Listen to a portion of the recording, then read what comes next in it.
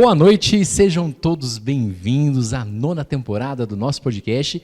Hoje, um episódio muitíssimo especial. Rodrigo, filma essa plateia maravilhosa. É isso mesmo que você está nos assistindo agora, podcast com plateia. E claro, para comemorarmos aí 3 anos, realmente janeiro de 2022 ficou lá atrás, agora em 2025 são 3 anos de uma história, são quase 100 episódios, muita história boa, muito empreendedorismo, muita coisa legal já passou por aqui e a gente está preparando aí uma temporada super especial. E agora eu peço licença para você que está assistindo para poder direcionar o meu olhar para essa plateia sensacional. Obrigado pela presença de cada um de vocês, estou muito feliz com o sim, de vocês terem tirado aí um tempinho para estarem aqui com a gente nessa noite tão especial.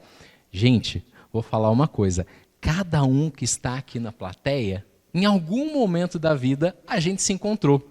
A gente tem uma história juntos. E por isso, e não só por isso, vocês estão aqui nessa noite. Porque vocês vão me ajudar a fazer aí essa edição especial de 3 anos. E para a gente começar, eu quero cumprimentar, eu até pesquisei qual que é o pronome de tratamento certinho para Vossa Excelência, o senhor prefeito Leonardo Vinha Ciassi, que está aqui com a gente. Muito obrigado.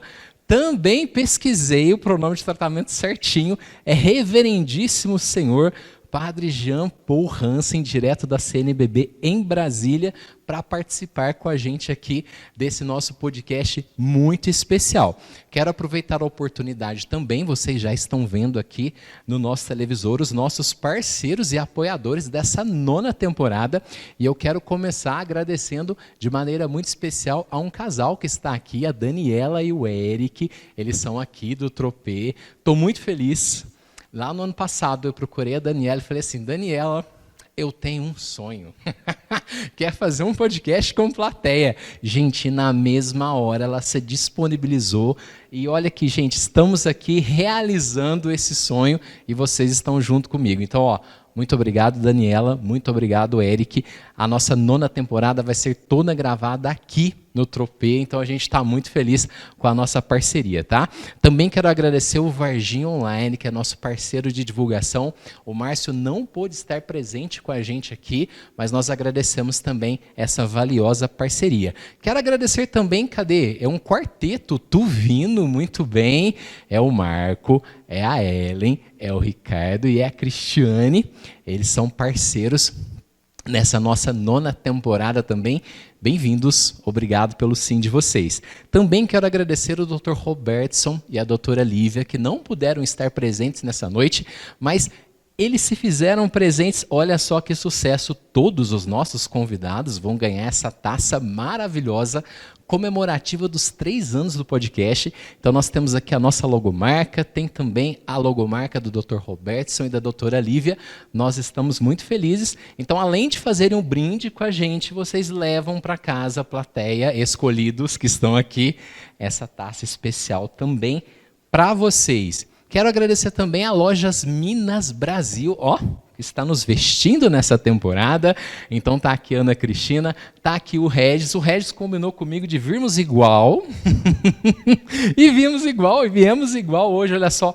Obrigado pela parceria, então vocês vão poder conhecer os looks aí ao longo dessa temporada. E aqui, um spoiler, uma camiseta mais bonita que a outra, com bastante mineirices, pois é, MG, aqui no nosso podcast. Quero agradecer também Andrade Costa e Miranda, Advocacia, Juliano, Eliane, nossos parceiros aí nessa temporada. Obrigado pelo sim, falar um oi pro Vitório, que não está aqui, mas está no cantinho de lá, né? Maravilha. Cadê a B? A B está registrando tudo, ela é a B Silva, fotógrafa. Ela é nossa parceira também nessa temporada, está fazendo uns registros sensacionais aí dessa noite. Quero agradecer também Gross Treinamentos, o professor Deleon também não pôde estar presente, ele também é nosso parceiro e também mandou um abraço aqui para a gente. E também STN Contabilidade, o Davidson está aí, a Lívia também, parceiros de muito tempo, né? Desde o comecinho lá do podcast.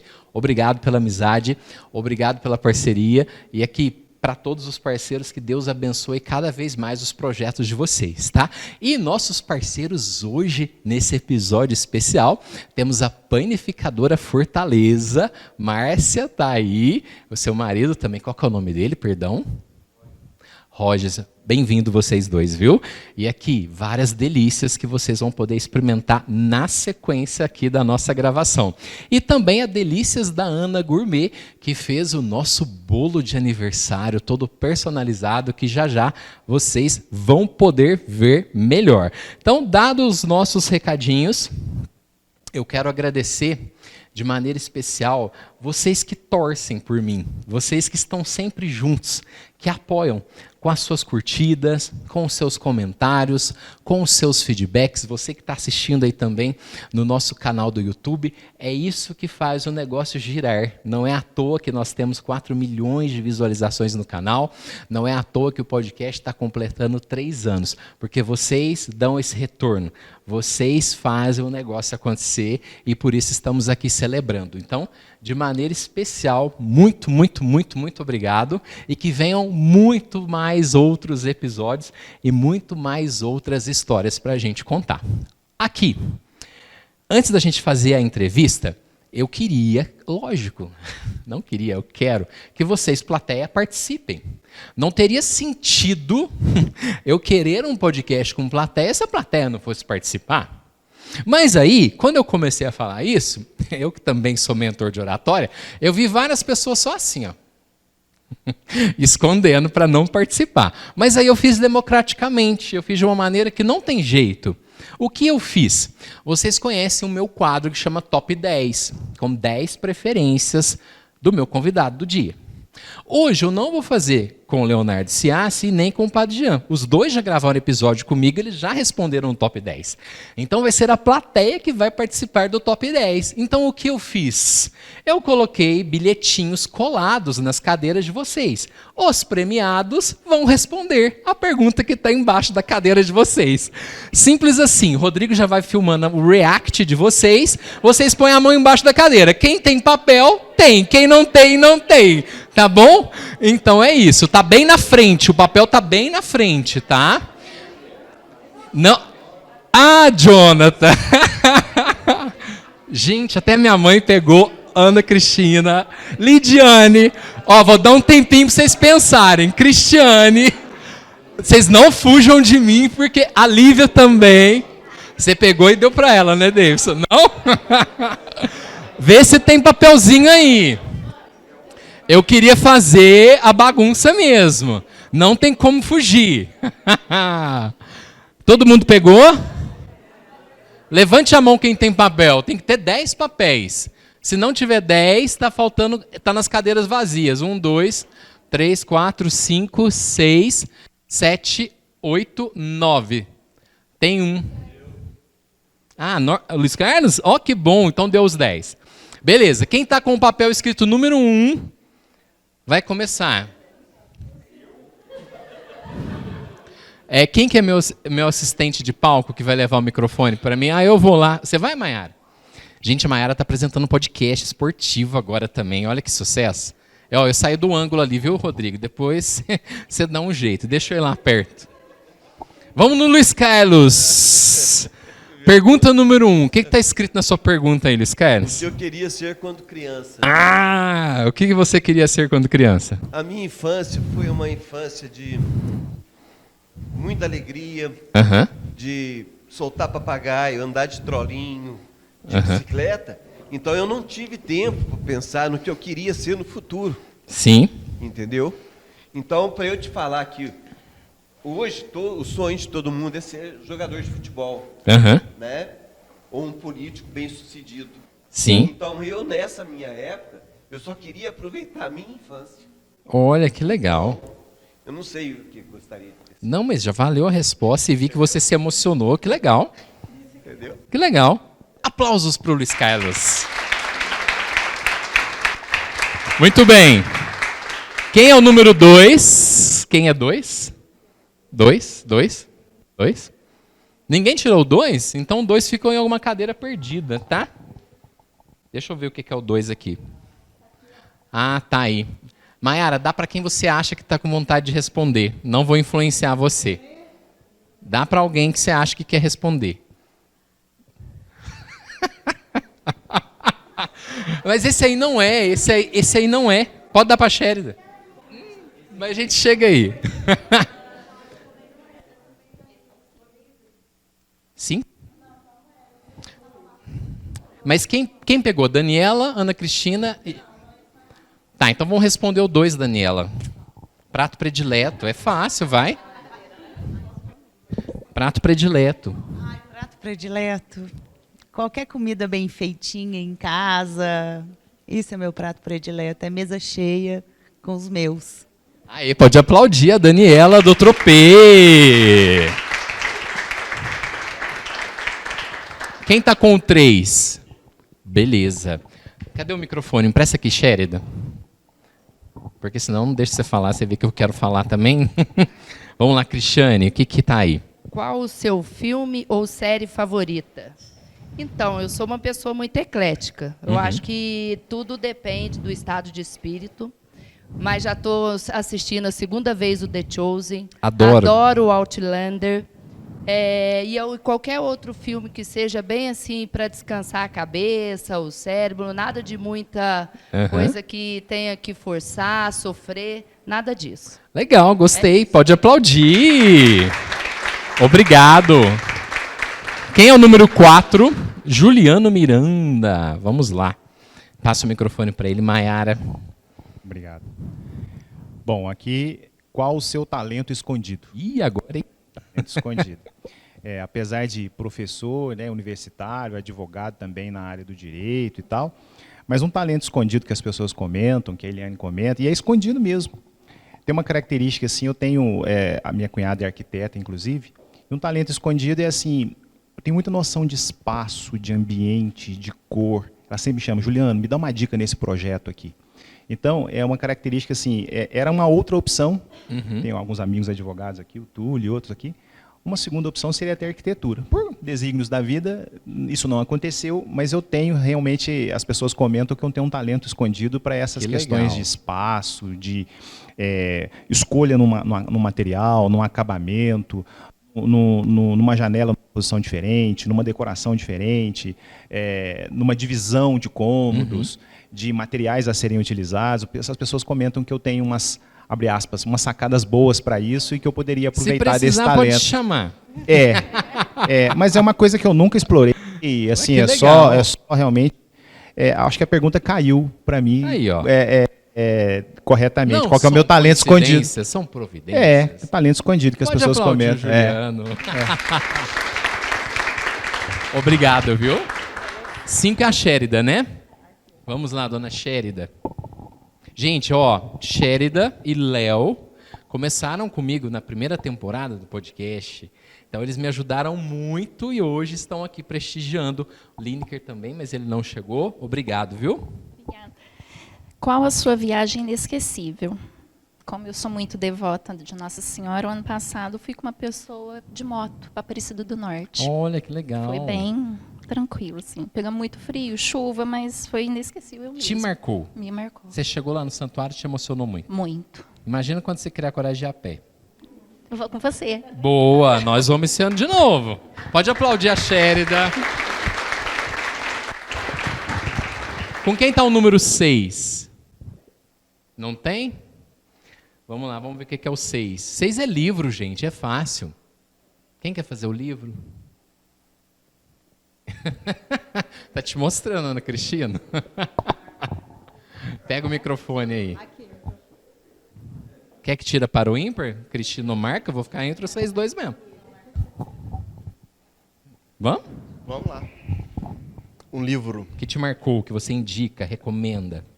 Tá. Então, olha só, um livro que me marcou, que eu me desafiei a ler muitas páginas e mergulhei mesmo na história, foi Senhor dos Anéis, na minha juventude. Top, eu já li. 1000 e tantas páginas.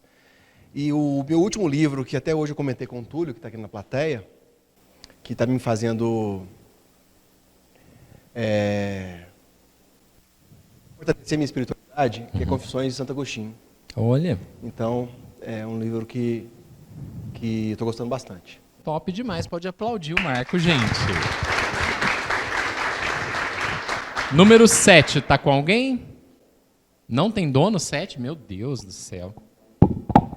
Vamos ver o que é o 7. O 7 é personalidade, alguém famoso que você admira. Quem quer falar? Aqui, tá fazendo de rogado, mas eu sei que eu quero. Gente, o Marco Antônio, ele foi meu primeiro cinegrafista quando eu era repórter de televisão lá em Alfenas. E tá aí hoje. Vamos falar? Vamos. Personalidade, alguém famoso que você admira. Além de você, meu amigo, Não, que tá me louco. faz sair de Alfenas. Não foi combinado, hein? Que me faz sair de Alfenas para vir ele Gente, prestigiar. ele saiu de Alfenas para vir aqui, assim como a Cristiane saiu de Ribeirão Preto só para vir aqui. Pode aplaudir os dois.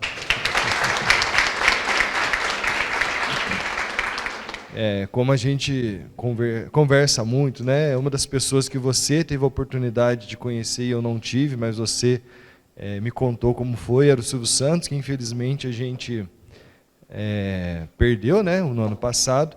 Mas eu não tenho grandes personalidades. Eu acho que a personalidade que eu acho que todos nós devemos adorar é Jesus, né? Que é a maior personalidade do mundo. Sim. Foi o cara mais humilde e é o cara que é mais lembrado durante esses 2025 anos. Verdade. Eu acho que Falou bonito, é ele rapaz. que é a nossa personalidade, Com que a gente certeza. tem que olhar para ele, né, e se espelhar nele.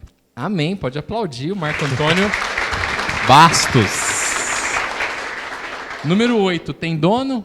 Lívia, muito bem. Esposa do Davidson.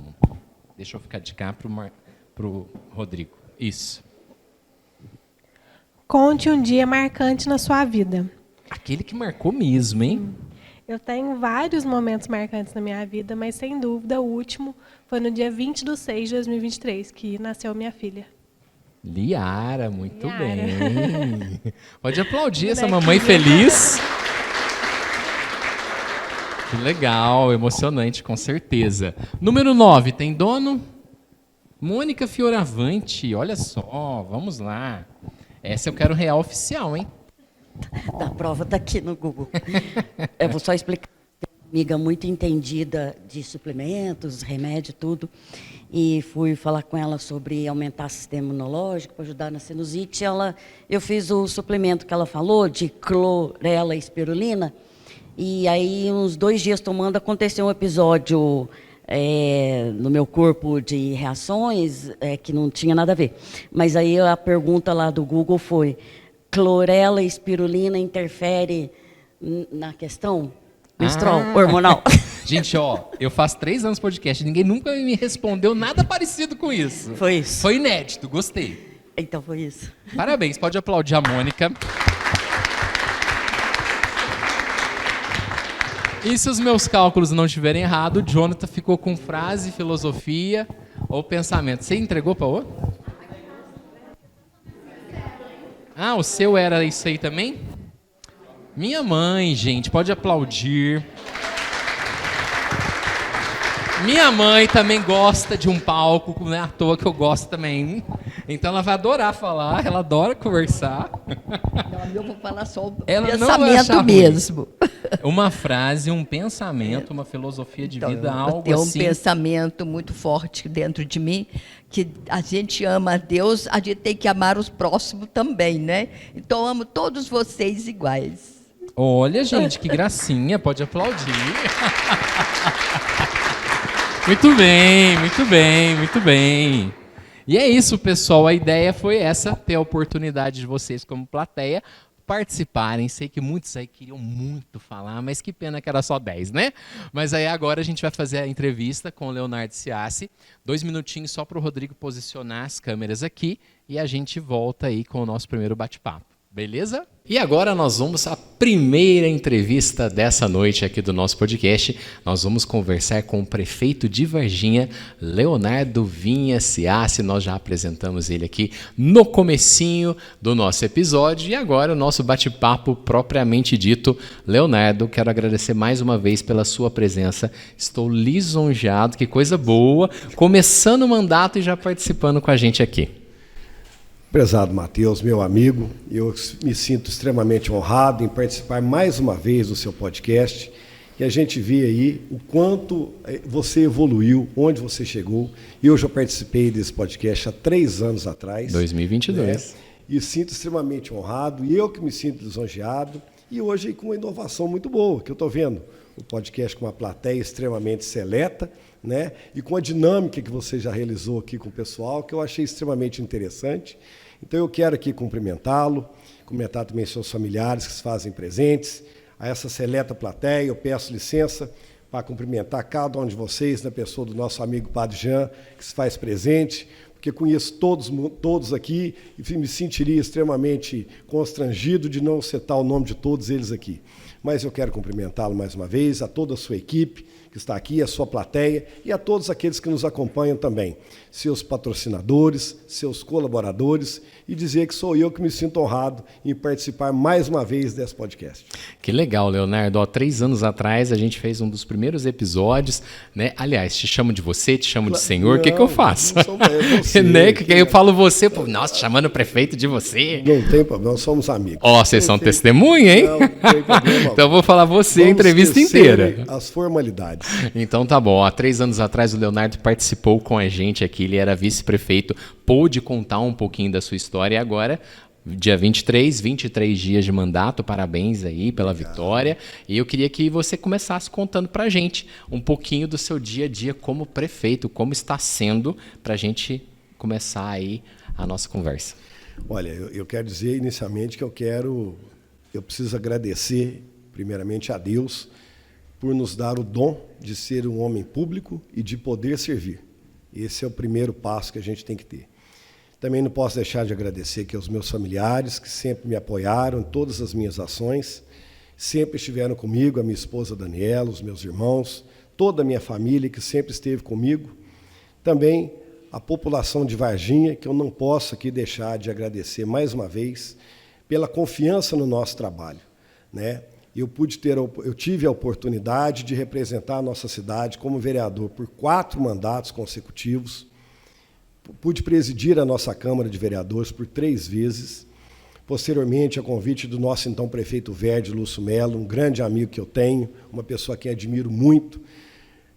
Fiz a composição dele com a chapa, fomos eleitos, ele prefeito e eu vice. De lá para cá, tive também a oportunidade de ocupar a Secretaria de Governo, Secretaria de Administração do nosso município. Participei de muitas das decisões do nosso município, porque, como eu disse aqui já, o ex-prefeito Verde era um cara do diálogo, uma pessoa que sempre deu a oportunidade da gente participar e discutir melhor a nossa cidade, e o resultado está aí. Um legado, né, que nós também deixamos, e, posteriormente, eleito prefeito, podendo contar com o nome que compôs a chapa comigo, que é o ex-prefeito Antônio Silva. Sim. Um homem que também aqui tenho que reverenciá-lo por tudo que fez, pelo legado que tem na nossa cidade, e que, mais uma vez, depois de ser prefeito por 4 mandatos, emprestar o seu nome, a sua experiência e o seu conhecimento para que nós possamos dar continuidade a esse trabalho em prol de um projeto maior que se chama Varginha. O nosso objetivo, então, é isso, de dar continuidade a um trabalho sério, de transparente e de resultados. É isso que nós queremos fazer da nossa cidade. Temos também que agradecer ao nosso secretariado, que esteve conosco por esse período todo e pôde contribuir. Porque o prefeito sozinho não faz nada. Se ele não tiver uma equipe boa, colaboradores também voltados ao mesmo objetivo, não adianta, porque as coisas não vão acontecer. Então, é um conjunto de pessoas trabalhando com as bênçãos de Deus que nós vamos fazer da nossa cidade uma cidade cada vez melhor de se viver. Amém. E nesses dias, então, como você perguntou, eu quero dizer que é um desafio muito grande ser prefeito de uma cidade como Varginha, uma cidade pujante, uma cidade que tem diversas demandas. Ela possui um orçamento extremamente significativo, mas com demandas também extremamente grandes. Ou seja, nós temos aí, eu quero citar, que temos um orçamento previsto para esse ano em torno de R$1 bilhão. Mas o desafio é muito grande, porque muita gente pode imaginar que é muito dinheiro. Mas se você avaliar o orçamento, analisar o orçamento que foi aprovado, só para a área da saúde nós vamos destinar mais de 390 milhões. Ou seja, quase 40% do orçamento será destinado à saúde dentro do nosso orçamento.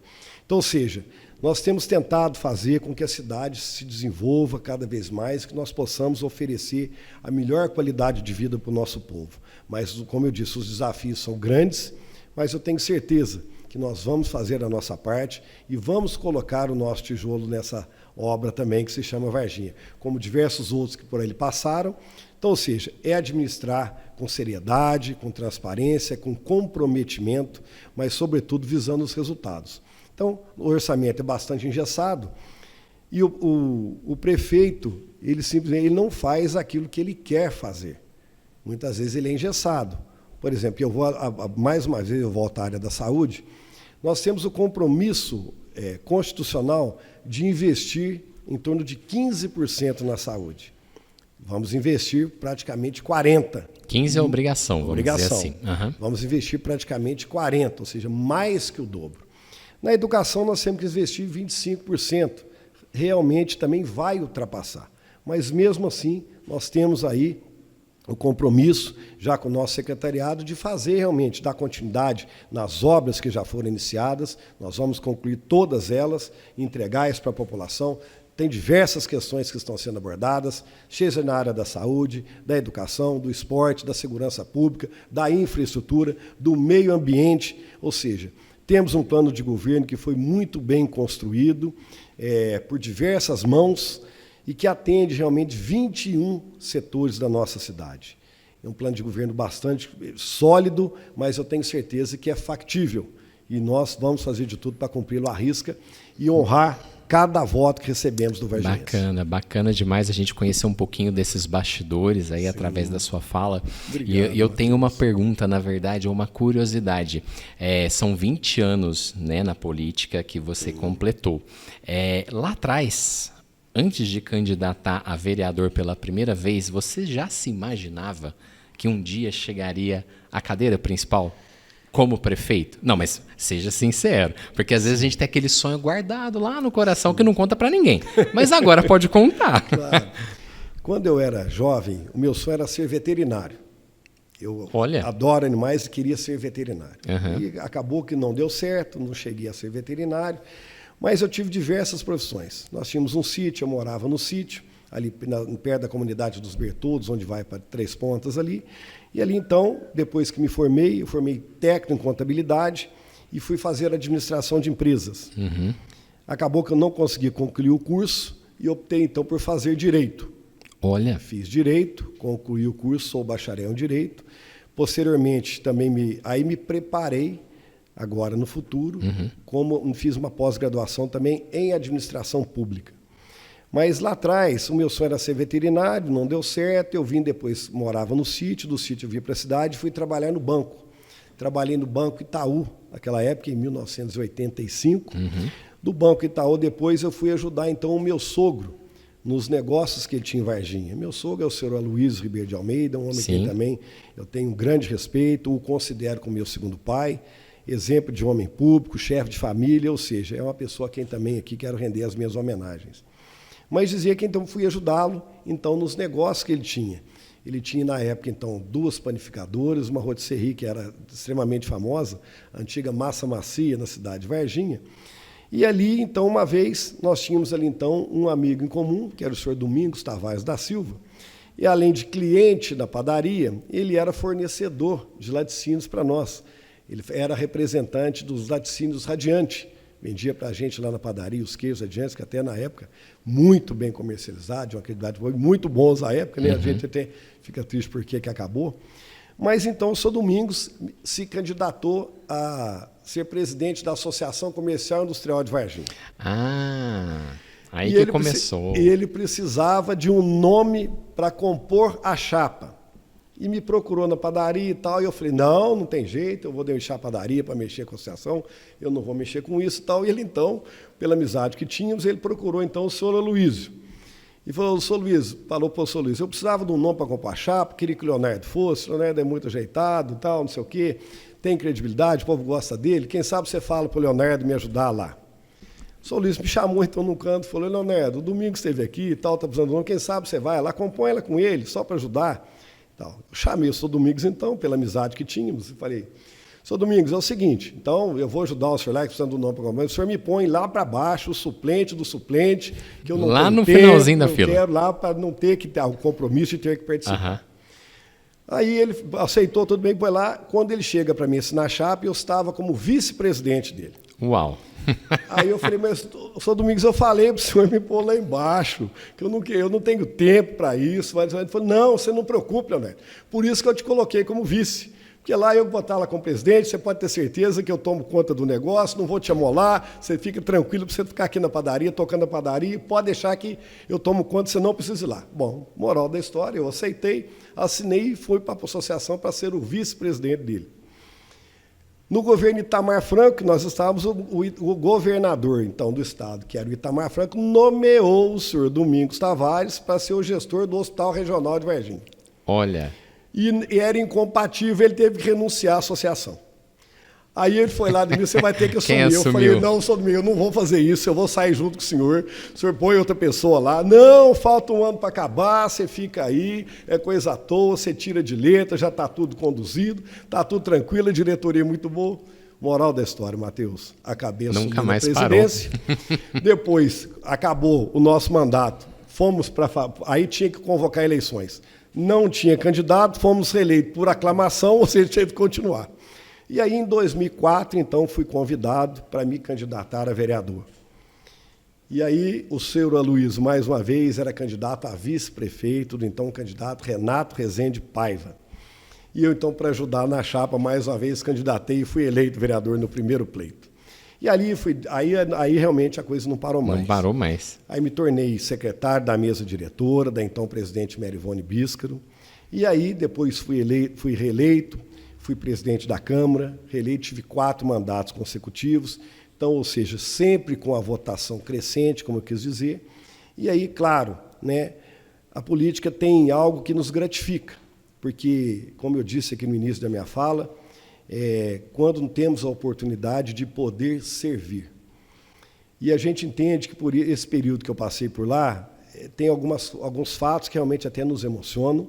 Quando você tem realmente a oportunidade, serve e aquilo dá certo. Uhum. E você receber o carinho de pessoas que chegam, ô Leonardo, você me ajudou, quando ele conseguir, deu tudo certo. Então eu fico muito gratificado com isso e quero que, mais uma vez, agradecer a toda a população de Varginha por ter me confiado em representá-los em todo esse período, como homem público, como agente e hoje como prefeito da nossa cidade. Olha só que bacana a trajetória, hein?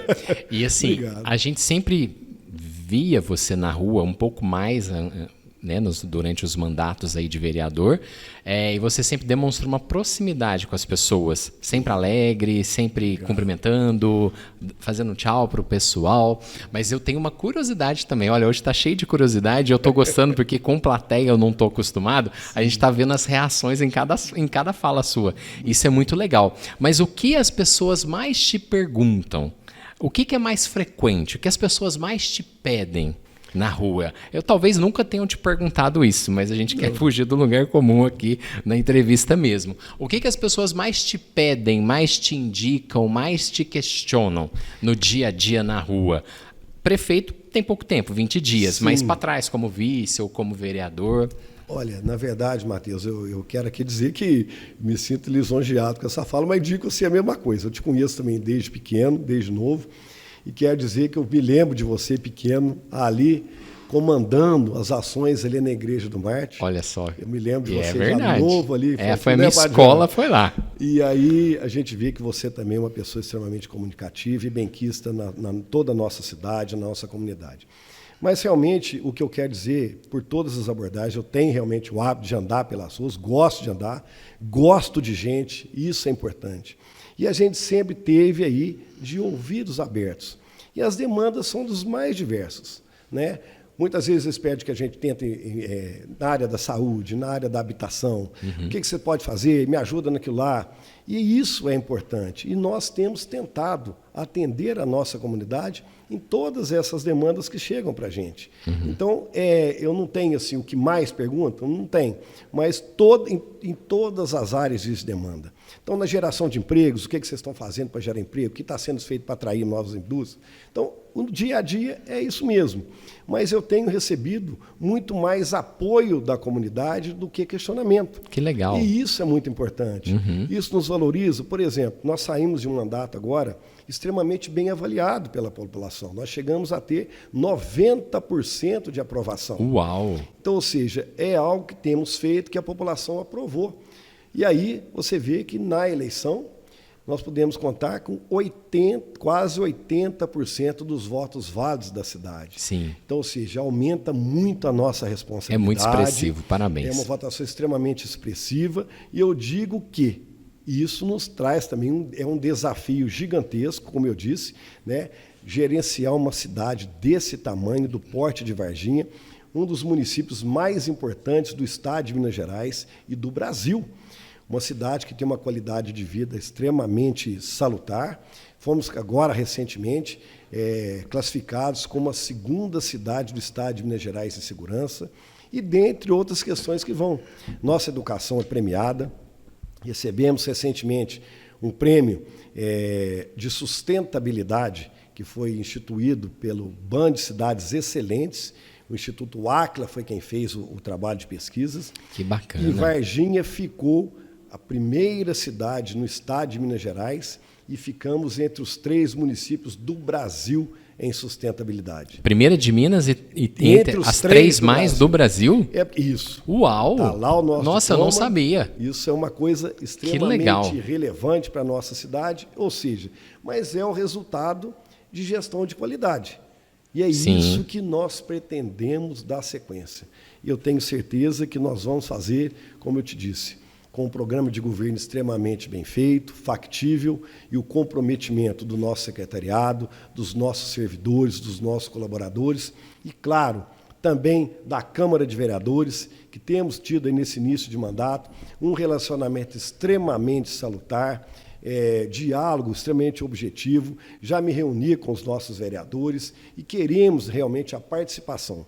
Porque a cidade, Matheus, eu sempre digo, uma cidade não tem dono, ela é de todos nós. Com certeza. E o que nós temos que fazer é isso, envolver que cada um, se fizer a sua parte, eu tenho certeza que vamos fazer de Varginha aquela cidade de referência e que sonhamos e que queremos. Com certeza, somando forças cada vez mais. Com toda certeza. Aqui no podcast a gente sempre tem uma pegada de empreendedorismo. Então muitas vezes eu trago convidados que são empreendedores, que têm seus negócios, que compartilham as suas ideias. Então não posso deixar de te perguntar também nesse bate-papo o que está aí nos seus planos dos próximos 4 anos nessa questão de fomentar, né, trabalho, empreendedorismo, novas empresas, novos negócios. Que nessa parte em específico, o que você pode destacar para nós? Não, com certeza. Eu só quero complementar uma resposta para você, que quando eu estava na associação comercial, eu tive a oportunidade de fazer um curso que o Sebrae promovia. Quem já fez aqui deve saber, dos seus telespectadores, eu sei que muitas pessoas conhecem ou já fizeram, que é o Empretec. Eu já ouvi falar, mas eu nunca fiz. Então, é um curso extremamente importante, onde ele realmente vai despertar as suas vocações. Eu tive nesse curso, é um curso que tem a durabilidade de um final de semana praticamente, e ele realmente mexe com as pessoas. E mexeu comigo, fazendo com que eu chegasse até aqui. Mas agora, voltando agora à pergunta atual, nós temos diversos desafios, diversas questões que constam, inclusive, no nosso plano de governo, mas eu entendo que o primeiro passo é que nós possamos capacitar os nossos jovens, os nossos adolescentes, para que eles possam ter aí, a oportunidade de ocupar as vagas de emprego que estão surgindo na nossa cidade. Varginha é referência. Nós temos aqui também que abrir um parêntese para agradecer muito o pessoal do Porto Seco, que tem sido para nós um grande parceiro. Quando eu falo para nós, é para o município de Varginha. Grandes empresas estão aportando no Porto Seco, pela celeridade, às vezes, em acontecer as questões, pela logística que eles oferecem. Então, grandes empresas vieram para Varginha. E o que acontece? O nosso dever maior é oportunizar para o nosso jovem, para o nosso adolescente, né, capacitação para que eles possam ocupar essas vagas de trabalho que estão surgindo na cidade. Então, esse é um grande desafio que nós já estamos realmente programando para iniciar, desde o CDCA, como as parcerias com todo o Sistema S, para que a gente possa realmente dar ao nosso jovem essa oportunidade. Porque se ofertar somente o emprego sem a capacitação, pessoas de outros municípios vão vir aqui ocupar essas vagas. Sim. E nós temos realmente que fazer isso. Então, esse é um grande desafio que temos. Outra questão que a gente pensa agora é transformar realmente a nossa cidade em um polo referência oncológico, o que já é hoje. Nós instalamos um novo acelerador linear no nosso Hospital Bom Pastor, que atende hoje 53 municípios. É um equipamento dos mais modernos que existe no Brasil. Equipamento semelhante ao nosso, só se encontra em hospitais de ponta da capital paulista, que é no Sírio, na Beneficência Portuguesa. Esse é para pacientes com câncer? Pacientes com câncer, os oncológicos. E esse tratamento que hoje Varginha oferta pelo SUS, nesses grandes centros você só consegue particular ou por planos de saúde extremamente caros. Então, ou seja, estamos fazendo referência, já publicamos, inclusive, um novo processo licitatório, uma licitação internacional para a aquisição de mais um acelerador linear, e nós pretendemos, então, fazer de Varginha que ela seja um grande polo oncológico da cidade, para a gente amenizar ou tratar melhor as pessoas. Então, é um desafio que nós temos na educação, na saúde, na segurança pública. Estamos instalando diversas câmeras de monitoramento, inclusive com reconhecimento facial, o que melhora e vai melhorar ainda mais a nossa segurança, ou seja, usar a tecnologia. No meio ambiente, nós temos diversas ações programadas, bem como o retorno do nosso viveiro de mudas no Parque São Francisco, para que possamos arborizar mais a nossa cidade. Ou seja, são diversas ações, Matheus, na infraestrutura, dar continuidade às diversas rotatórias que nós fizemos para melhorar o trânsito da nossa cidade, que é realmente também um grande desafio, porque Varginha é uma cidade que não foi projetada para o número de veículos que nós possuímos hoje. Estamos com aproximadamente 90 mil veículos emplacados na nossa cidade, ou seja, é muito para uma cidade que não foi projetada para isso. Então, nós temos que achar saídas para melhorar esse fluxo. As ruas do centro são pequenas. Principalmente, né? Então, ou seja, nós temos realmente que ter diversas ações nisso, e estamos tendo. Nosso programa de governo contempla todas as ações, como eu disse, em mais de 21 setores da cidade, né? E, claro, gradativamente nós iremos implementar todas as ações. Então, amanhã mesmo tem uma reunião com o nosso secretariado, já para a gente, direcionar essas ações e, claro, atendendo cada vez mais os anseios e as prioridades do povo varginhense. Bom demais. Como você enxerga Varginha daqui 10, daqui 20 anos? Qual que é a sua perspectiva? Eu penso que nós estamos trabalhando para construir uma Varginha cada vez melhor. E o que eu almejo, o que eu gostaria de deixar aqui para a nossa cidade é isso, que fosse uma cidade que tivesse oportunidade para todos, que fosse uma cidade mais justa, mais fraterna, de mais oportunidades, mais segura, ou seja, que nós realmente sejamos referência para o Estado e para o país. Com certeza, é isso que todos nós buscamos e queremos também. E agora, para a gente já ir encaminhando para o nosso final do bate-papo, eu queria uma história, aquela que você separou, que está guardadinha aí, algum episódio que aconteceu na sua vida, pode ser em relação com algum cidadão aqui da cidade, pode ser um caso que você ouviu e te marcou, alguma coisa que a gente possa conectar com pessoas, porque as pessoas que assistem podcast, elas gostam das histórias, que elas falam, nossa, o prefeito veio aqui e contou isso, olha como isso marcou.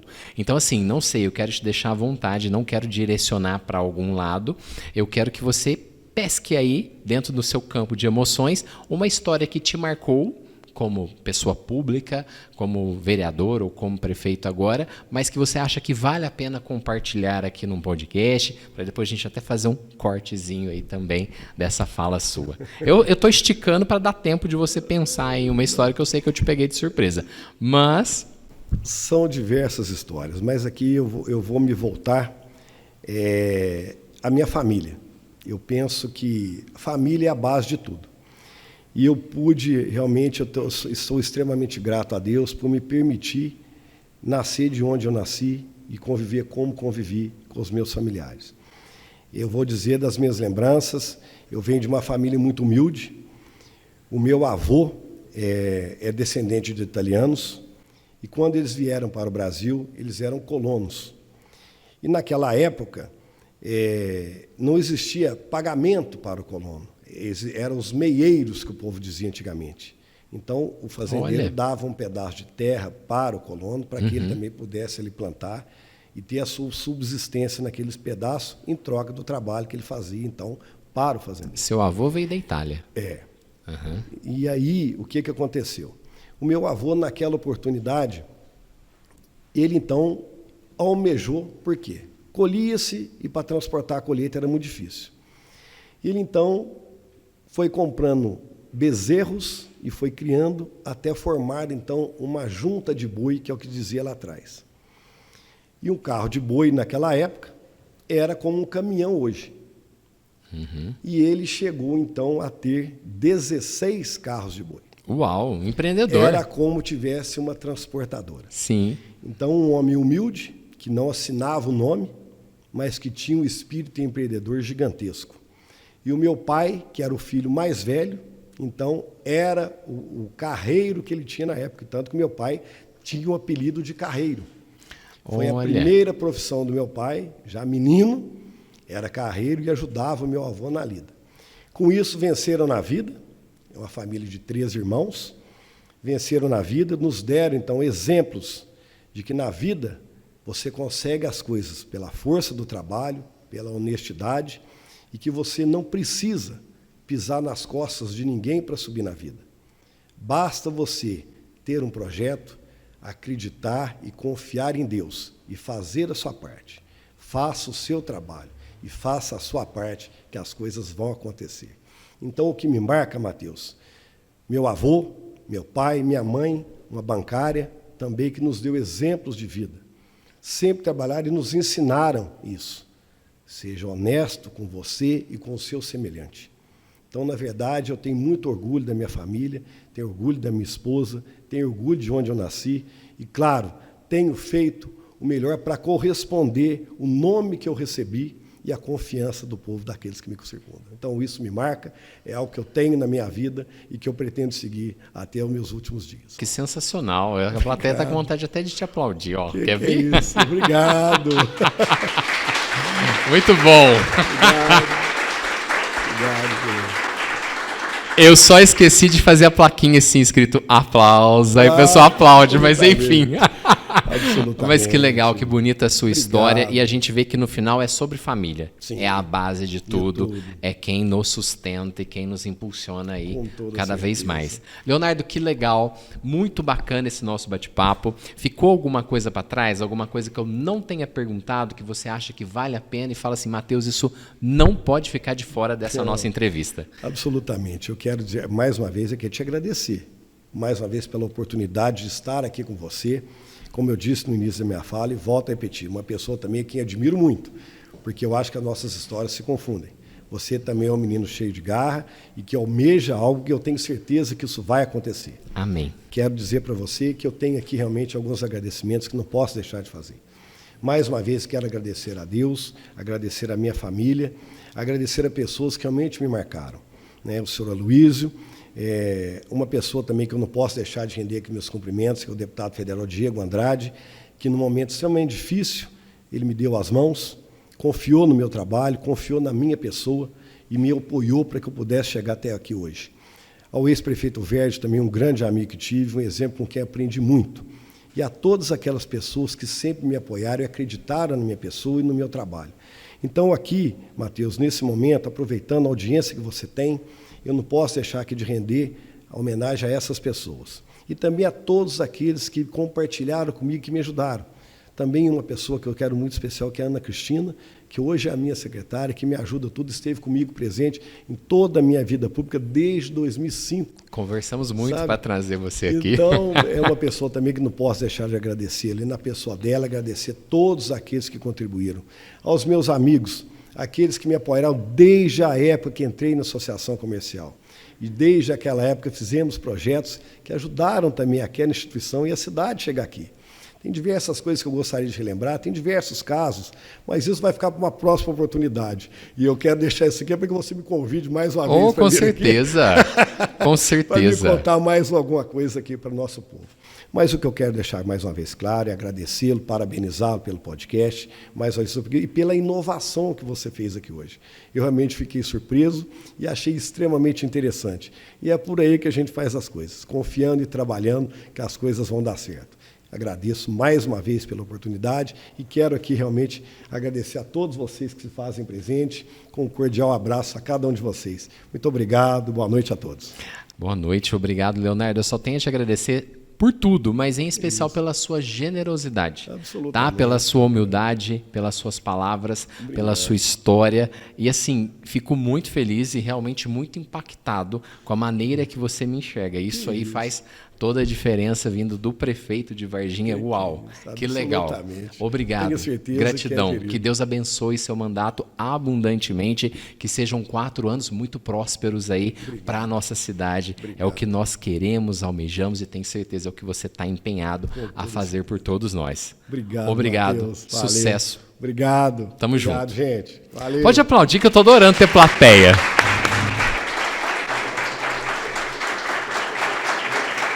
Começando agora o terceiro bloco desse nosso episódio especial, é a pré-estreia da temporada 9 do nosso podcast. Hoje nós estamos comemorando 3 anos e agora o segundo convidado da nossa noite, Padre Jean Paul Hansen. Ele é o assessor de campanhas da Conferência Nacional dos Bispos do Brasil, a CNBB. Mora hoje em Brasília, veio aí participar com a gente. Bem-vindo, Padre Jean, estou muito feliz aí com a sua presença, viu? Muito obrigado, Mateus, obrigado pelo convite.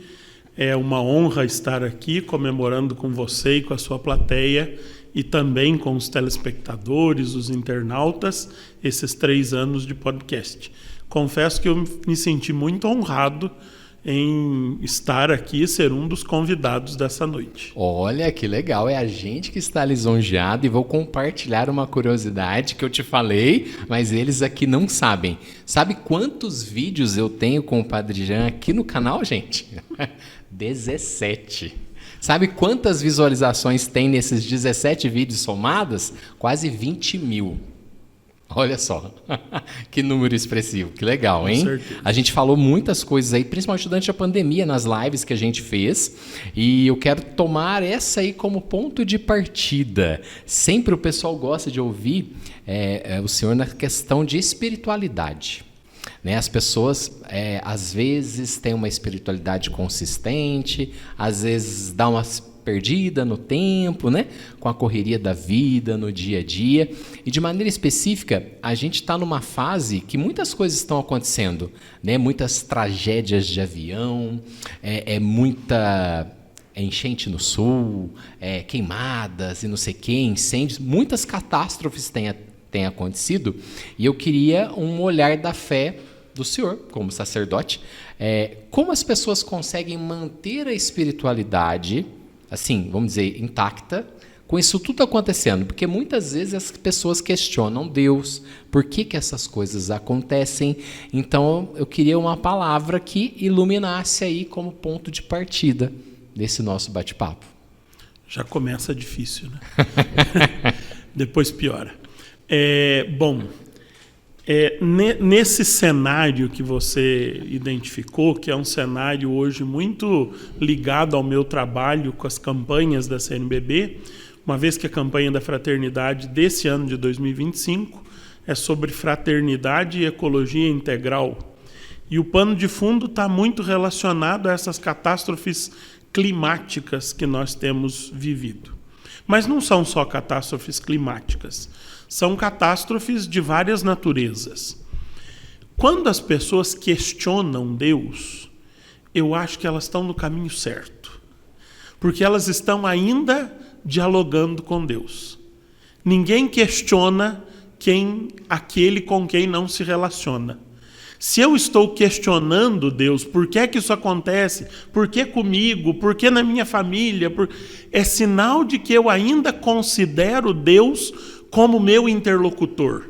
E se eu ainda o considero como meu interlocutor, ainda há uma saída. O problema é quando as pessoas já não mais questionam Deus.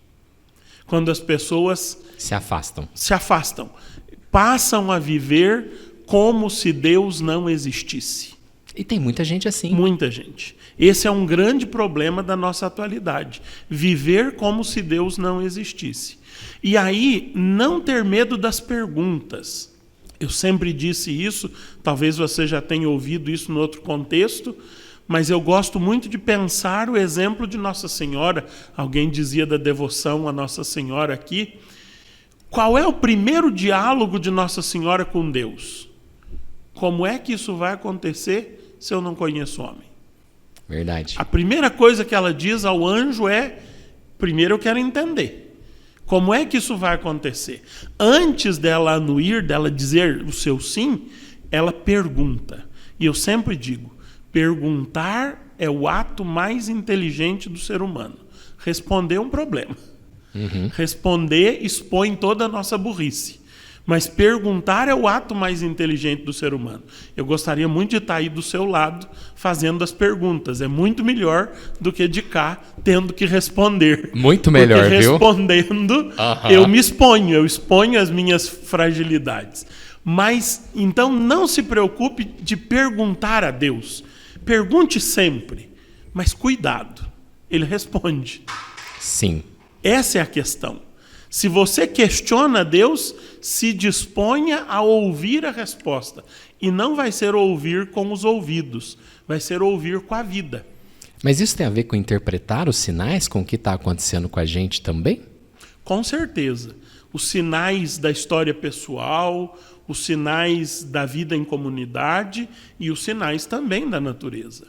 A natureza está nos mostrando que as nossas formas de nos relacionar com ela e dentro dela não estão sendo equilibradas.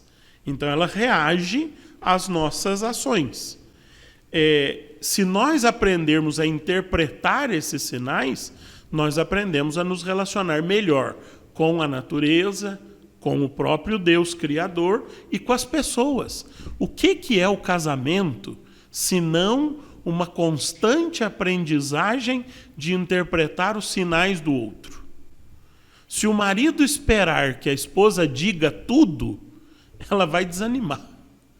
Se a esposa esperar que o marido diga tudo, eles vão desanimar.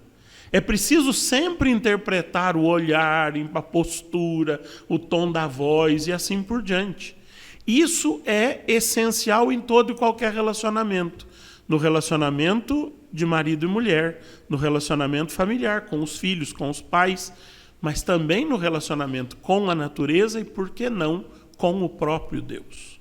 O que é que Deus está sinalizando para mim? Santo Inácio de Loyola escreveu um livro e criou uma prática chamada Exercícios Espirituais de Santo Inácio. É um livro, para quem está lendo Confissões de Santo Agostinho, os exercícios espirituais são tranquilos. Mas é também uma prática. Os jesuítas orientam os exercícios espirituais inacianos desde um final de semana até 30 dias ininterruptos de retiro, de exercício espiritual. E o que são os exercícios espirituais, ditos aqui não por um jesuíta? Não sou um jesuíta para dizer com tanta qualidade, propriedade. Mas os exercícios espirituais de Santo Inácio são o aprendizado de nós sabermos o que Deus está nos dizendo em nós e ao nosso redor. Todos os dias você tem que avaliar nos exercícios o que é que te consolou e o que é que te desafiou no seu dia a dia. Né? Olha, essa palavra me trouxe consolação. Esse telefonema me fez bem. Olha, aquele olhar me desestabilizou. E aprender a ver nisso as intervenções de Deus na nossa vida. Nossa, adorei. Gente, o Padre Jean fala com tanta propriedade, né? E ele tem uma facilidade de traduzir, vamos dizer assim, para a nossa vida comum, no nosso dia a dia. Padre Jean é um bom contador de histórias também. O ano passado, a gente participou da Semana Santa lá em Baipendi. Eu peguei carona com o senhor e ele contou uma história que eu falei, nossa, essa história aqui merece estar no podcast. A gente sabe que a igreja esse ano vive o jubileu, né? O jubileu aí com o tema Peregrinos da Esperança. E a igreja comemora essa data a cada 25 anos. Só que jubileu, beleza, a gente pesquisa, tem o símbolo e tal, mas o Padre Jean contou pra gente a história de onde foi inspirado, de onde surgiu o jubileu, baseado em quê? Qual que é essa inspiração? E eu queria muito que o senhor contasse essa história pra gente aqui, para que a gente possa aí deixar essa plateia e quem está assistindo também com muito mais sabedoria aí acerca desse assunto, que vai até 31 de dezembro desse ano, né? Na verdade, até 6 de janeiro do de ano 26. que vem. Porque o jubileu não é um tempo cronológico. Não é um ano de 365 dias.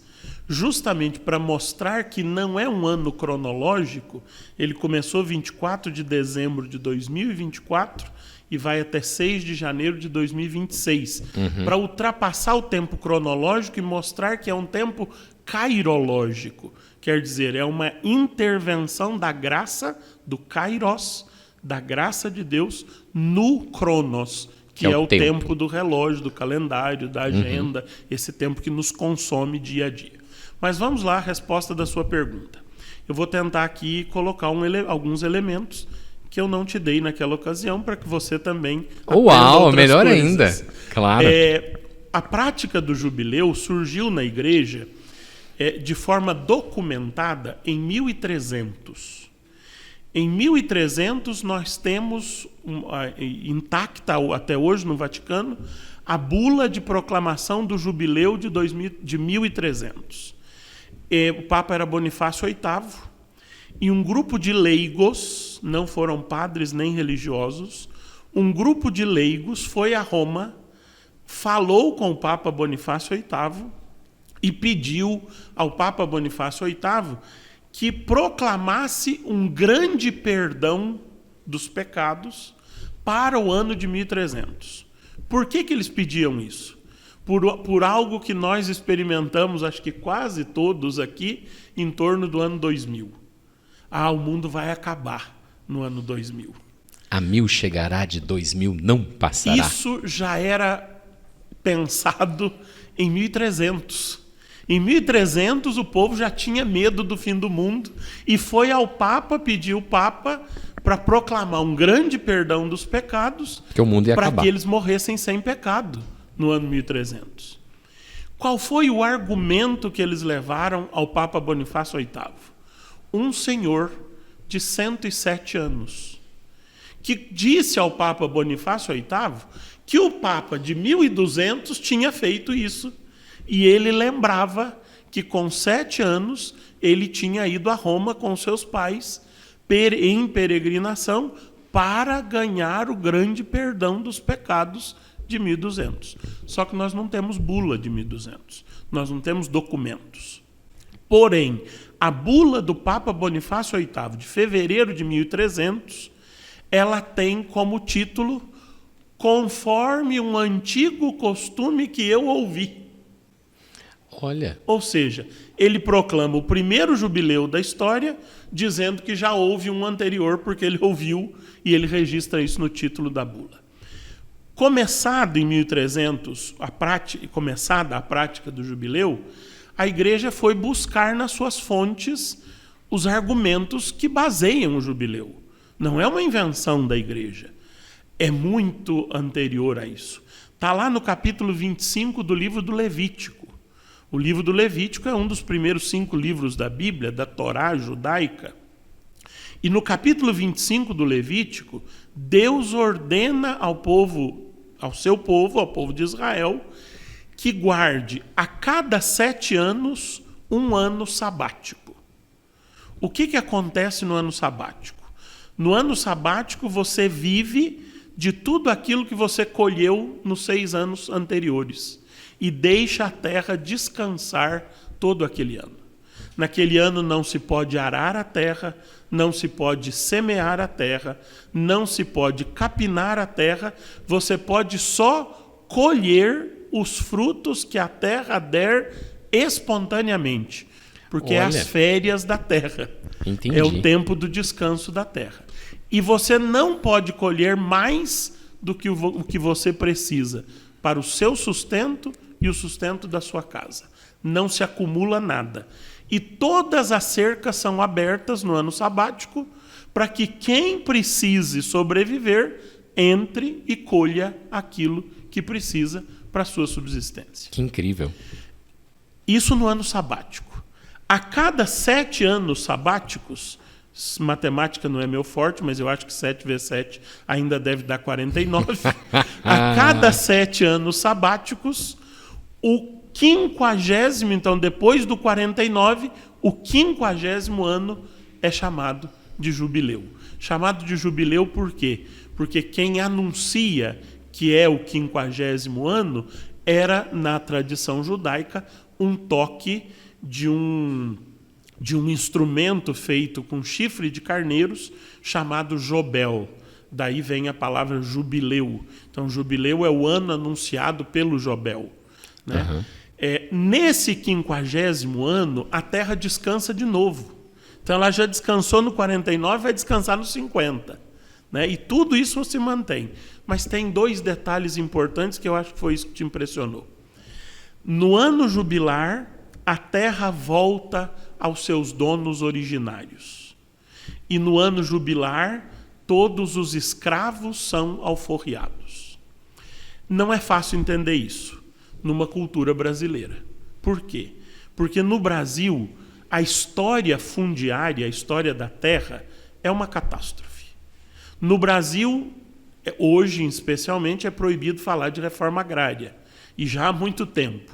E nós nunca vivemos uma reforma agrária. Por que nós temos que falar de reforma? Porque a nossa história agrária é terrível. Você se lembra, e os nossos da plateia se lembram, que nós aprendemos no ensino médio que quando os portugueses chegaram ao Brasil, eles fatiaram o Brasil. As capitanias hereditárias, mas antes das capitanias, as sesmarias, né?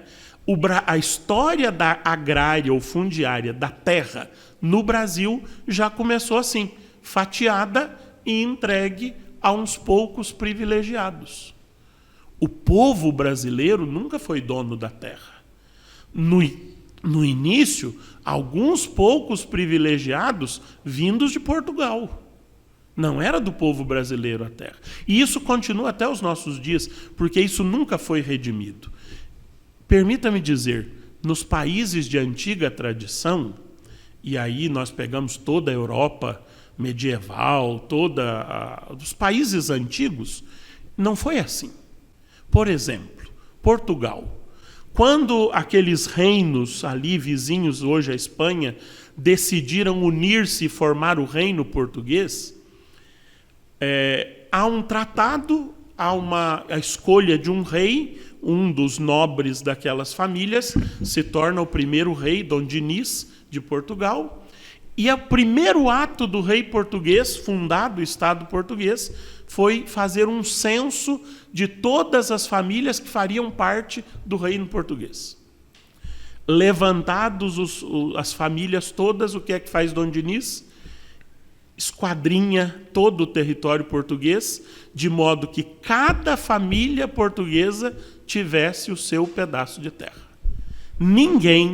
Nenhuma família portuguesa das origens do Estado português podia dizer, eu não tenho terras. É curioso, quando eu morei em Portugal, 3 anos, vocês se lembram disso, foi logo que saí de Varginha, a ligação que eles têm com a terra é terrível. Eles dizem assim, o defunto tem que ser enterrado onde foi enterrado o umbigo. Quantas vezes eu fiz encomendação de defuntos que viveram a vida inteira na França, mas o umbigo estava enterrado em Portugal. E morreu na França, volta para Portugal e vai ser enterrado em Portugal.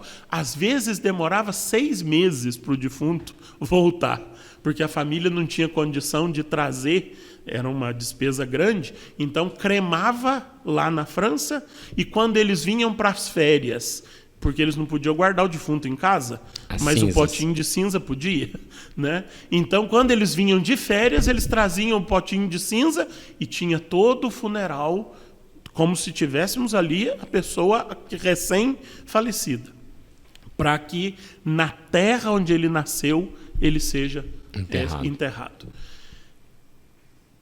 É só assim que a gente entende a devolução da terra, quando todos têm terra. Porque quando a terra é de poucos privilegiados, como é que nós vamos falar de devolução? Lá no antigo Israel, quando Deus liberta o povo da escravidão do Egito e o povo entra na terra prometida, faz-se a mesma coisa que Dom Diniz fez com Portugal, muitos séculos antes, né? Há um recenseamento, o livro dos números da Bíblia é a origem, o recenseamento é a origem do livro dos números, que está logo antes do Levítico, onde está o jubileu, e todo mundo ganha o seu pedaço de terra. Só que imaginemos que no meu pedaço de terra, nesse ano, teve uma chuva de pedra, coisa que não acontece em Israel, mas só, por exemplo, fica mais contextualizado aqui, né? Mas deu uma chuva de pedra e eu tive toda a minha colheita perdida. Então, o que eu faço? Eu procuro você, que teve uma boa colheita, e digo, Mateus, compra metade da minha terra, porque eu preciso desse dinheiro para pagar as dívidas da minha lavoura desse ano que eu perdi toda. E você compra metade da minha terra. Só que no nosso contrato de compra e venda, nós temos que prever quantos anos faltam para o jubileu. Porque essa terra que você está me comprando, você só vai tê-la até que chegue o jubileu. Quando chegar o jubileu, essa terra volta gratuitamente para mim. Porque essa terra não é sua, essa terra é de Deus, diz o povo de Israel. E Deus deu um pouquinho para cada um, e não muito para uns e nada para outros. Então, no jubileu havia a devolução da terra. Mas consideremos que, no ano seguinte, daquela chuva de pedras, eu tive um problema no nervo ciático e não consegui cultivar metade da minha terra, que foi tudo que me restou. E aí, no final do ano, eu procuro você de novo e digo, Mateus, compra o resto das minhas terras, porque eu não consegui cultivar. E você talvez tenha a tentação de me perguntar, tudo bem, eu compro as suas terras, mas o senhor vai viver aonde? Eu vou continuar vivendo na minha terra. Só que tudo que eu produzir na minha terra vai ser seu, até o ano jubilar. E com isso, o que é que acontece? Eu me tornei seu escravo. Eu vivo na terra, mas eu cultivo a terra com todo o seu lucro destinado para você. Esse é o conceito de escravidão da Bíblia. Na Bíblia, o escravo não é aquele capturado na África e trazido no navio negreiro para o Brasil. Na Bíblia, é escravo todo mundo que não tem direito a viver do suor do seu rosto, do seu próprio trabalho. Quem não consegue viver do suor do seu rosto é escravo. Então, o jubileu denuncia para nós que no Brasil a escravidão nunca foi abolida. Nós somos enganados, né?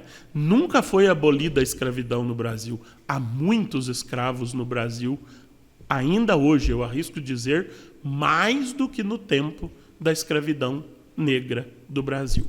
No ano jubilar, a terra volta ao seu legítimo dono, logo o seu legítimo dono, eu no caso, deixo de ser seu escravo e volto a ser o dono da minha terra. Isso era o jubileu na Bíblia. Porém, os estudiosos dizem que, embora haja a lei no Levítico, nós não conhecemos nenhuma aplicação dessa lei.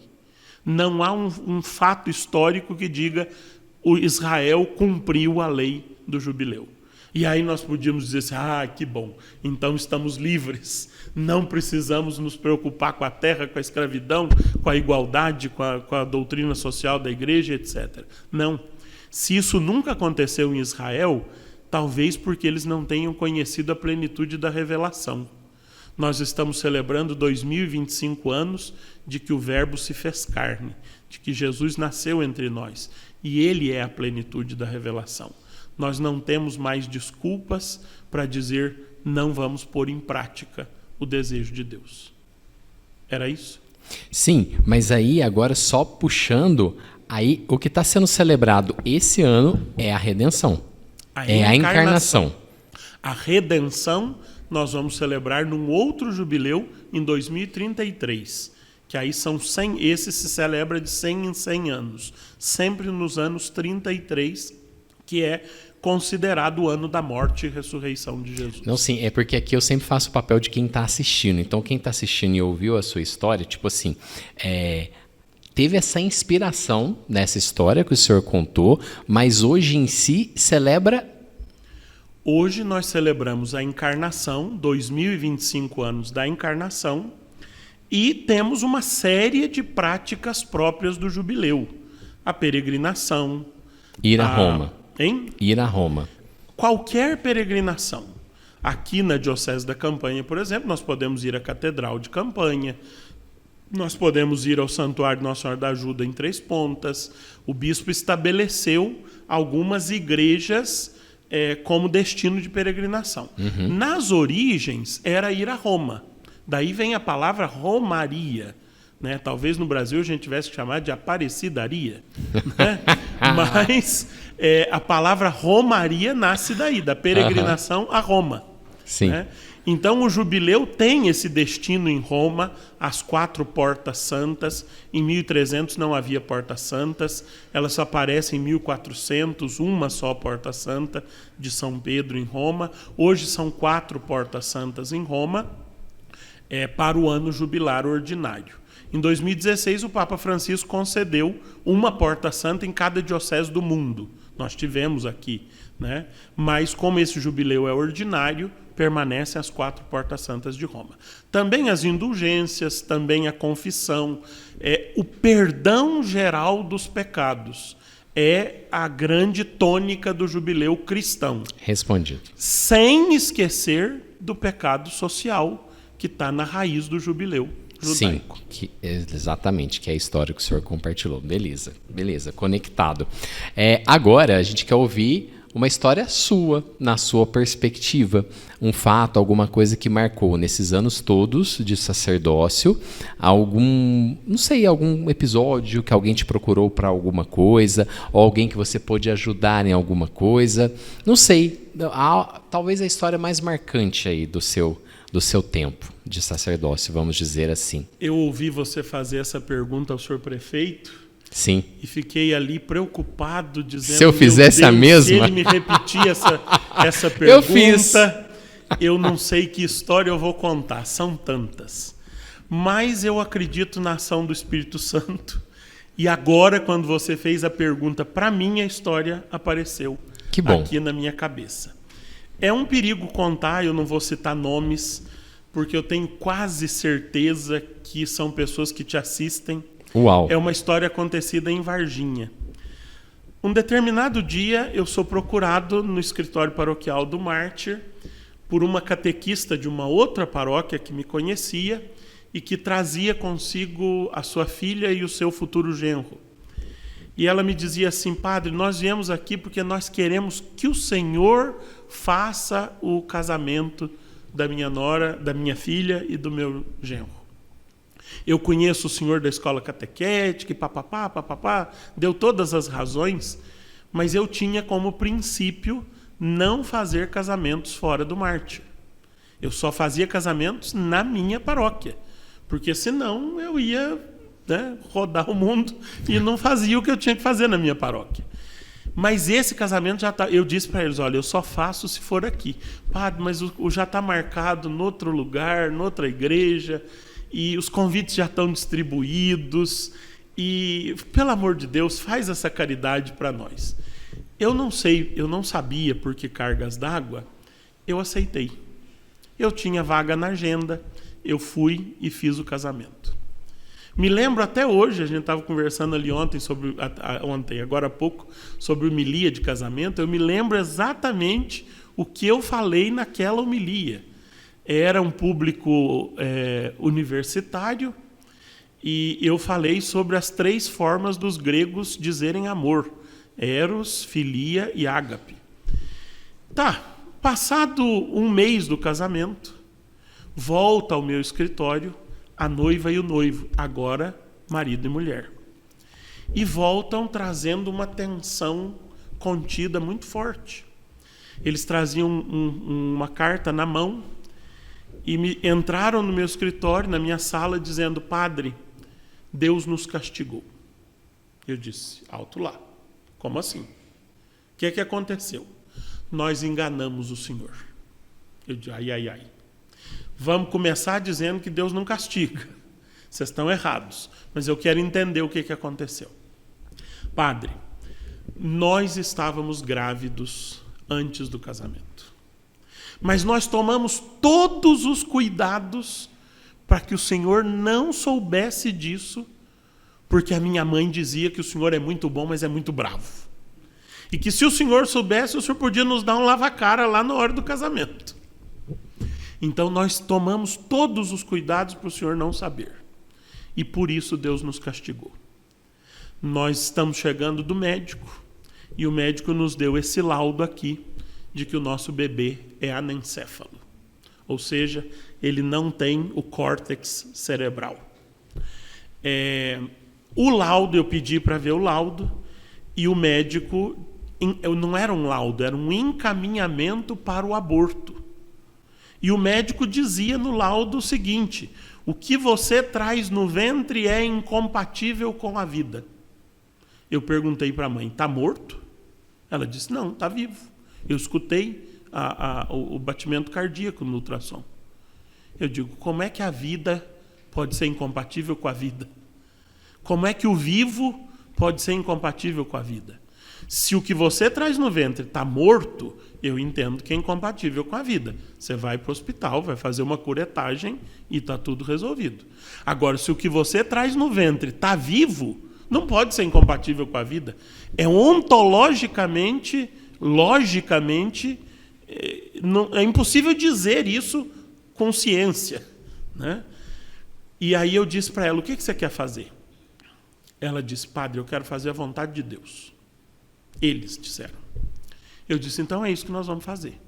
E o que vocês acham que é a vontade de Deus? Que a gente leve essa gravidez até quando Ele decidir. Eu disse: perfeito. Essa é a postura da igreja. É isso que a igreja ensina. Então você vai guardar esse papel, rasgar esse papel, fazer o que você quiser com esse papel, e você não vai lá para o hospital para abortar essa criança que está viva. Você vai levar essa gravidez, mas você não vai levar sozinha. Vocês não vão levar sozinhos. Eu vou acompanhá-los e nós vamos encontrar um psicólogo, uma psicóloga que os acompanhe também nesse processo. Vocês conhecem alguma? Não. Então eu posso sugerir uma? Pode. E eu tinha o telefone de uma, pedi para sair da sala, pedi licença, saí da sala, liguei para a psicóloga aqui de Varginha, e disse para ela: estou com essa situação assim, assim, assado. O que a senhora recomenda? Tem que abortar ou não tem que abortar? De jeito nenhum, padre. Ah, então a senhora ganhou uma cliente. Porque se a senhora dissesse que tem que abortar, eu nem passava o seu contato para eles. A senhora ganhou uma cliente. Beleza. Nós acompanhamos a gestação daquela criança, os 9 meses. Já estava adiantada, né? Já era de antes do casamento. Sim. Nós acompanhamos todo o restante até os 9 meses. Na quinta-feira santa, eu estava pronto para sair para a missa do Crisma em Campanha, recebo um telefonema da avó. Antes a avó e a mãe vieram ao escritório e disseram: padre, os médicos dizem que a criança não nasce. Ela não tem condições de nascer. O parto é muito sofrido para a criança e ela vai morrer no processo do parto. Eu digo: se ela nascer morta, não há o que fazer. Encaminha para o enterro e pronto.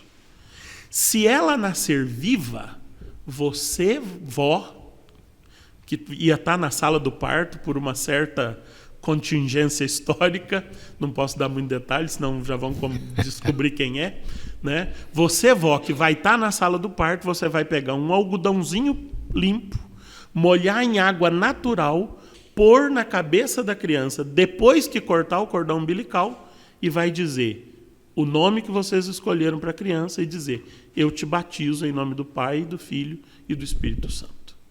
Ensinei a fazer o batismo na sala de parto. Na quinta-feira santa, a avó me liga de manhã e diz: padre, a minha neta nasceu e eu já batizei.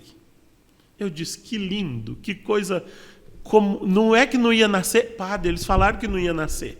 Se nascesse, não ia chorar. Se chorasse, não ia amamentar. Se amamentasse, não ia evacuar. Ela já nasceu, já chorou, já amamentou e já evacuou.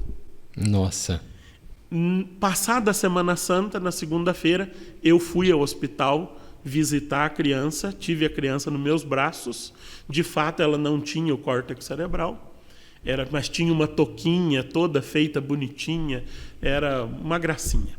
A criança viveu cerca de 1 mês e morreu naturalmente, depois de 1 mês, mamando, evacuando, fazendo todo o processo vital, aquilo que era incompatível com a vida. E quando a criança morreu, o pai e a mãe voltaram pela 3ª vez ao meu escritório, me levaram um vinho e me levaram a lembrancinha da criança e só me disseram assim: padre, nós viemos agradecer ao Senhor porque hoje nós não temos a nossa filha, mas nós somos pais. Se o Senhor não tivesse nos ajudado, nós não teríamos a nossa filha e não seríamos pais, seríamos assassinos. Uau! Essa história vai me marcar pelo resto da vida. Gente, é uma história de arrepiar. Eu nunca soube dessa história. Eu nunca vou esquecer essa história. Eu já contei em alguns momentos, em alguns ambientes, mas é uma história que para sempre vai marcar o meu ministério. Nossa, eu estou arrepiado com a história. Lindíssima. Que legal. Talvez eles estejam assistindo. Sim. O casal já tem outros filhos, pelo menos que eu sei de mais um, mas eu não tenho nenhum contato mais com eles. Talvez eles estejam assistindo o podcast e revivendo a história. Perdão, eu não quis trazer dores, mas também não quis revelar a identidade. Sim, mas é uma história espetacular. Que legal. Muito bom. Padre, nosso tempo está muito esgotado. Como se diz, o senhor é muito bom contador de histórias e traz aí bastante coisa. Mas antes da gente seguir para o final, tem alguma coisa que eu não tenha te perguntado? Alguma coisa que o senhor acha que vale a pena falar para a gente já ir encaminhando para o final do nosso bate-papo? Olha, coisas teriam até para o resto da noite, mas eu não vou lhes dar essa penitência hoje, não. Olha só, que exagero. Mas aqui, o Leonardo acabou comentando na entrevista dele, e eu sou muito grato a todas as oportunidades, né, que o senhor deu pra gente, no tempo que o senhor era pároco lá do Marte. Eu costumo falar, as meninas estão aí, a Isabelle, a Tatiana, a Cristiane, nós que fundamos, né, na época, o Pop Jovem, e a gente está muito feliz com tudo isso que está acontecendo, tanto para mim quanto para elas. A nossa grande escola foi lá. E o senhor foi um grande apoiador, um grande incentivador, sempre permitiu que a nossa criatividade fosse usada e a gente deu asas a ela, e hoje a gente tem trilhado muitos outros caminhos. Obrigado, sempre vou agradecer e também sempre vou mencionar aí que a gente foi na Jornada Mundial da Juventude também, primeiro grupo, né, em 100 anos da Diocese da Campanha, primeiro grupo aí que atravessou o Atlântico e foi numa jornada na Europa. Tá aí o Douglas, tá aí a Neide também, que foram lá com a gente. Quando o Leonardo dizia que te conhece desde pequeno, eu pensava assim, um pouquinho depois eu cheguei. É e verdade. Te conheço também de longa data. Você chegou em 2005 no Marte, né? 2005, então, fevereiro de 2005. 20 anos agora. Tive o prazer de te acompanhar nessa jornada da vida, não a da juventude, como também aos outros jovens, com duas perspectivas. Sempre nessa perspectiva de promover, de tentar ajudá-los a ser jovens. Eu acho que isso é um grande desafio ainda hoje, né? Ser jovem, mas também incentivar os dons e os talentos que cada um trazia, e os seus despontavam, não só na comunicação, como na liderança. E aí eu sempre, você sabe disso, aproveitar a criatividade dentro de um caminho pautado e balizado pela evangelização, por aquilo que a igreja nos ajuda e nos ensina. Talvez a parte que você não saiba, ou sabe inconscientemente, é que com isso eu estava te usando também. Né? Você trazia os seus talentos e eu promovia a evangelização da juventude através dos seus talentos.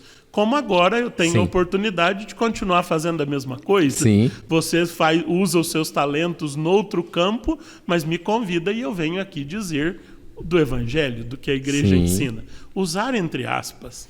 Né? Então, muito obrigado por se deixar guiar, por se deixar usar e por me dar essa oportunidade de trilhar junto contigo a sua jornada. Amém, muito obrigado. Fico muito feliz, muito feliz com o seu sim, com a sua presença. E aproveitar aí, a gente finalizando aí o terceiro bloco, né? O senhor é um padre, um sacerdote, se puder dar uma bênção para nós, para a gente encerrar aqui, abençoar aí os nossos equipamentos e o espaço também aqui, estamos disponíveis. Ótimo. Aproveitando a graça do ano jubilar que nós estamos vivendo, dando graças a Deus por 2025 anos dele se fazer carne e assumir a nossa fragilidade humana, a nossa história, eu peço ao bom Deus que abençoe o seu trabalho, que abençoe a comunicação que você realiza, que abençoe todos os seus patrocinadores, os seus parceiros, nos seus projetos, nos seus empreendimentos, que abençoe as pessoas que passam pelo podcast divulgando os seus empreendimentos, toda a equipe, todo o material, a sua família, os amigos, seus e nossos. Que Deus ricamente abençoe a plateia aqui presente e todos aqueles que vão nos assistir assim que o podcast for publicado, mas que vão assistir daqui 5 anos, daqui 10 anos, quem sabe daqui mais 20 anos. Amém. Né? Serão 18 vídeos nossos. Que Deus abençoe a todos os que os assistirem. Amém. Assim seja. Obrigado. Finalizamos. Aplausos aí ao Padre Jean.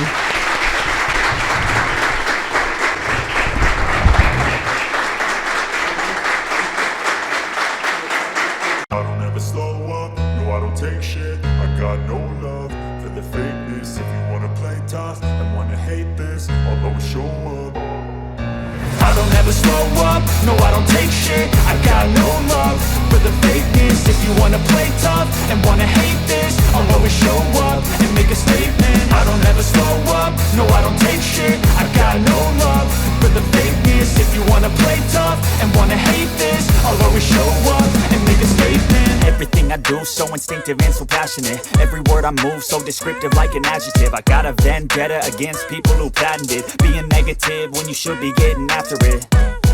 I got facts over tracks, this and that. Spitting slow, spitting fast. I could roast, I could gas. Think I'm okay at last, but I don't know if that can erase all the past. And the pettiness, a reflection of the emptiness. Hilarious, you think you're worth my time, you're delirious. Mysterious, because you hide behind a fake exterior. Inferior, you know I'll always be a bit superior. Get off of me, this ain't no humble brag. I want you to hear words, you can say them back. I want you to feel free from the chains at last, and to believe in what you got, it was built to last, yeah. Now that I've been put through hell, I never got anyone's help. I had to do it all myself. I don't ever slow up, no, I don't take shit. I got no love for the fakeness. If you wanna play tough and wanna hate this, I'll always show up and make a statement. I don't ever slow up, no, I don't take shit. I got no love for the fakeness. If you wanna play tough and wanna hate this, I'll always show up and make a statement. Gonna learn the consequence of being incompetent. Mental health is confidence, dreams and some modestness. I'm not here to save the day, that's for you to take away. I could play a million mind games, but instead I say something not illogical, something that is topical. Rub it on and watch it go, make yourself unstoppable. Dreams are irresponsible, but they're always possible. If you just believe, you could be so remarkable. Thoughts in my head, a collage and they spread. I'll be great one day, going off